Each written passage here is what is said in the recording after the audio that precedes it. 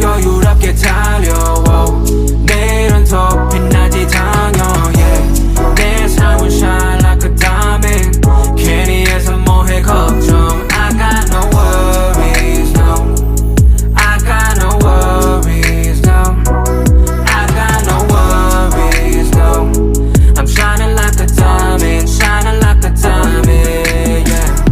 Got different view 여유롭게 tease yeah, yeah. 내 자유로운 soul leave me be please 문제가 돈이라면 I'll be filthy rich But 걱정 따윈 없지 나를 rich 뱀이라 따위는 너 언제나 보이는 건 no no 속도로 내야 돼 pedal to the metal yeah. I don't really care just move out of my way Reaching for the stars, always on the right road 사실 어떤 길이라도 그게 상관없지 yeah. Finna make it work 늦더라도 고른 삶은 마치 롤렛 당신까지 rolling yeah. I'll put on down, give them all, give them 100 I got a lot on my mind 아직은 나 힘이 들어도 I'm grinding yeah. Yeah, 나는 나의 싫지 않아 목소리 내야 해 목소리 내야 돼 더 Got a different view 여유롭게 달려 내일은 더 빛나지 당연 yeah. 내 삶은 shine like a diamond Hey guys, it's totally Sassy T from the 803. How are you guys doing? On my way home, honey. On my way home from seeing mother. You know, she's doing well.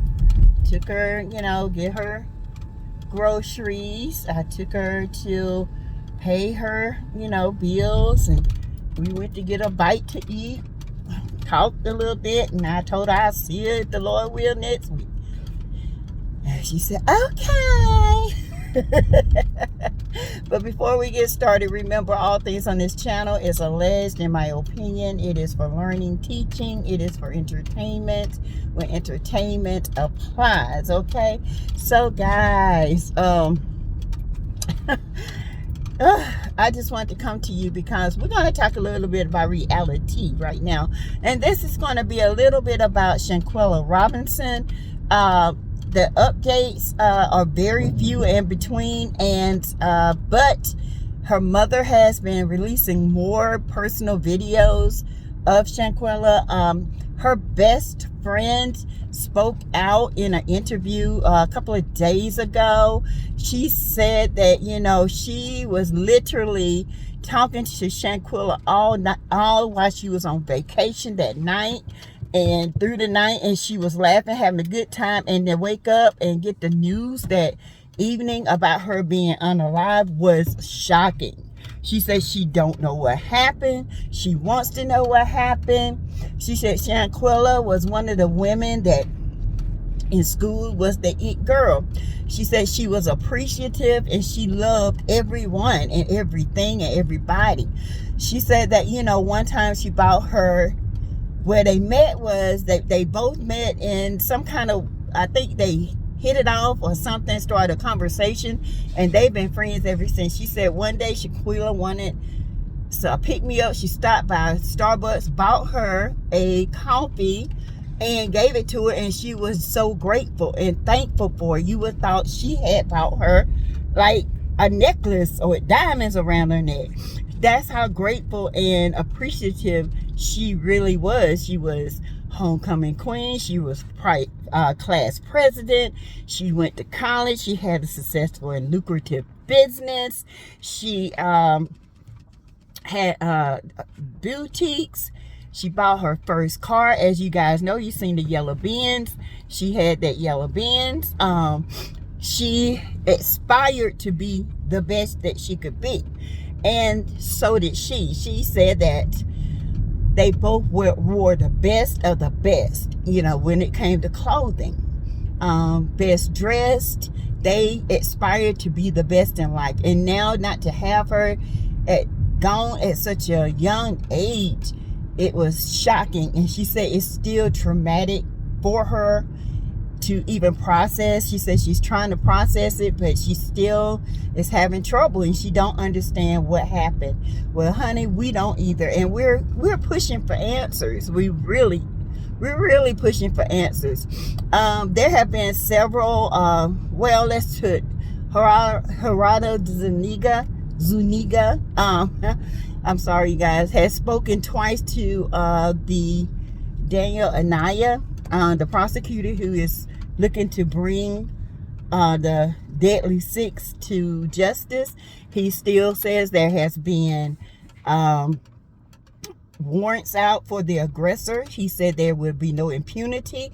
What it is what it is. They are waiting on the United States to finish their investigation of the questioning of the Cabo Six. Now, Daniel Anaya also said in the interview, when I was rewatching it, because I told you guys I'll be going time to time to rewatch things and get a better understanding, because, you know, when you first see things, you look at things in your feelings.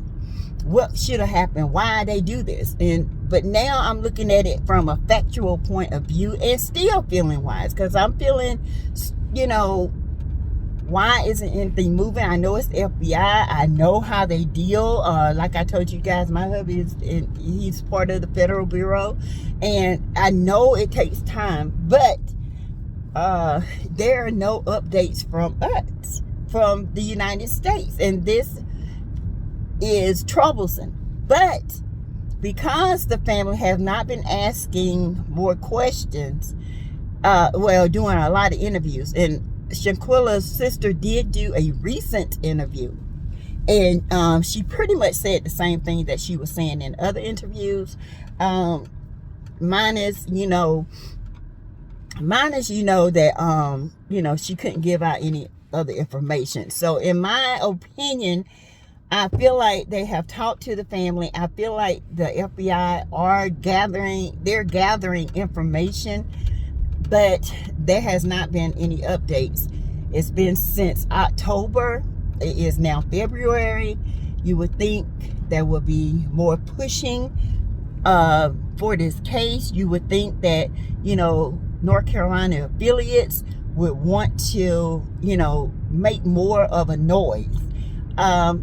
And it's up to us.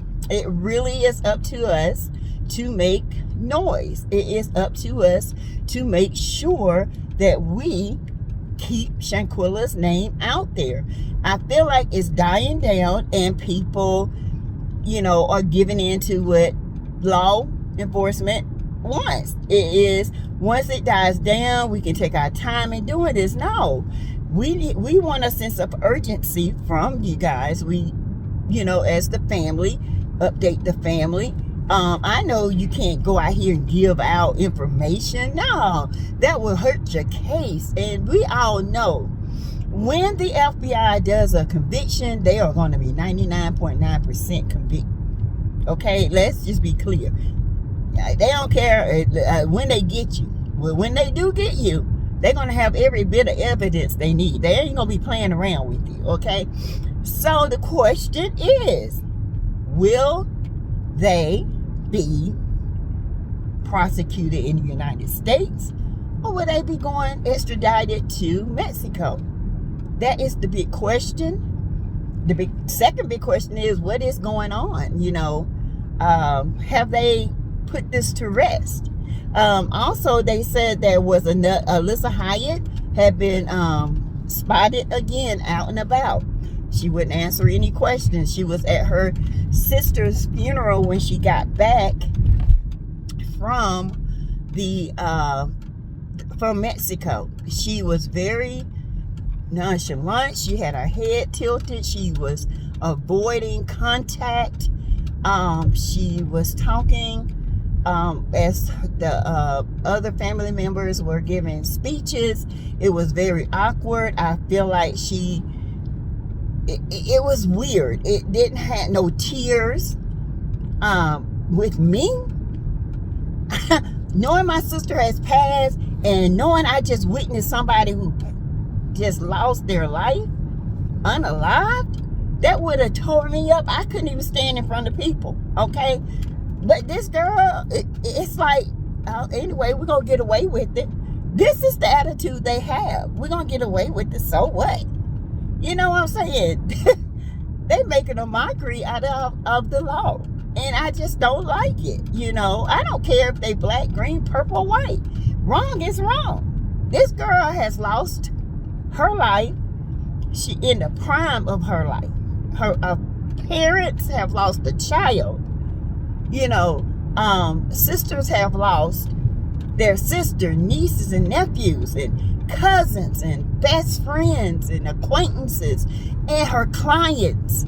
They all want to know what happened. That's, you know, it's hard to explain this to children. And this is very heartbreaking that, you know, these clowns are still running around here living their life as if they did absolutely nothing wrong.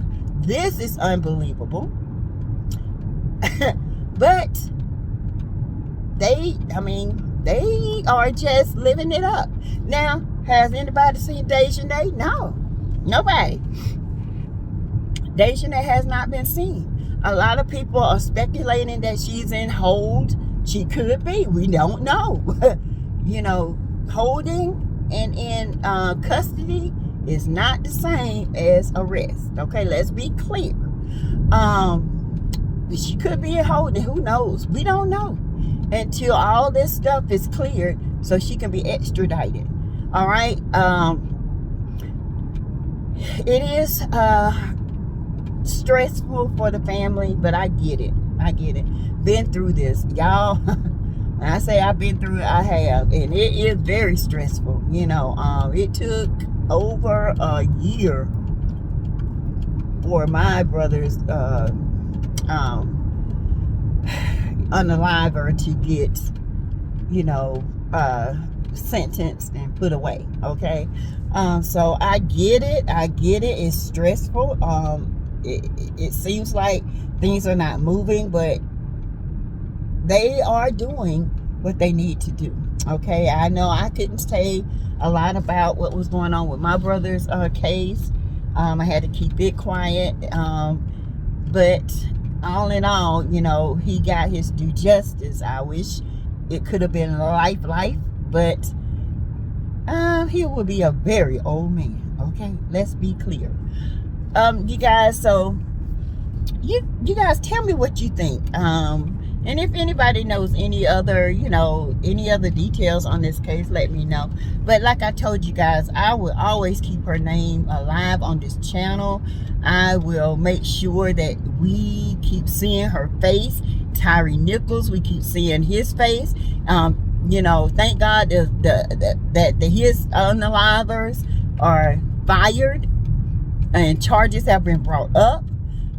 It can never get his life back, but it can give the family some sort of closure when this happens. This is something that did not have to happen. It's just the simple fact that these 5 guys and more have been terrorizing the black neighborhood, and it just caught up with them. Okay. The police chief, I still to the day think she knew about it, and that's why she hurried up and dismantled it. She's not clean in this. Okay. To me, she is not clean. All right. Because this should have been handled a long time ago. When the first complaint, the second complaint, the third complaint came in, this should have been addressed. But it was not. Now you got a whole unalive person, and now you trying to cover your tracks. Baby, they said she got a record from all the way from Atlanta to where she is now. Okay, so I don't know. I'm gonna read up more about her, but I feel like our people look at us and we're the same colors, and you want to treat us like dirt.